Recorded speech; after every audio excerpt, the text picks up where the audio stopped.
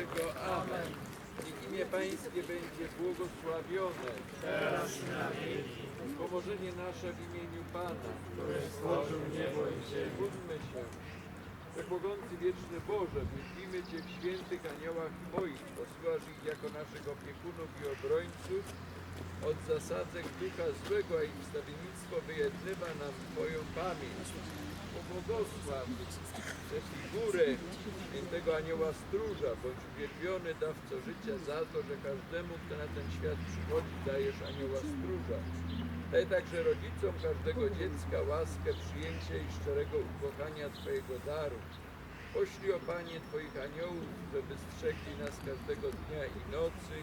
Niech roztoczą swoją opiekę nad chorymi i potrzebującymi, aby oni nie popadli w rozpacz i mieli przyjąć cierpienie, a za łaskę przywróconego zdrowia zawsze pamiętali dziękować.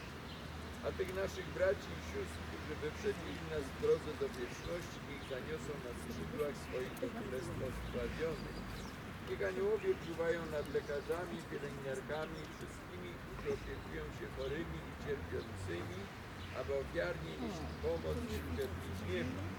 A nade wszystko, Ojcze pełny miłosierdzia, niech Twoi aniołowie święci strzegą nas od potknięcia się w drodze do najważniejszego celu nas wszystkich, raju wiecznego, byśmy z miłością służąc Tobie zbliżni, pełni wiary i nadziei i serca nasze w górę wznosili w jedności z naszym Panem Jezusem Chrystusem, który żyje i króluje na wieki wieków. Amen.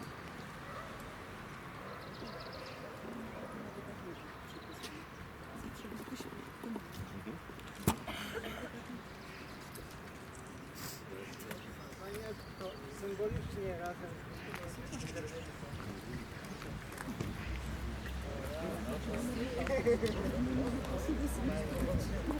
Aniele Boży, stróżu Ty zawsze przy mnie stój, rada będziesz we noc, powinna dać o pomocy.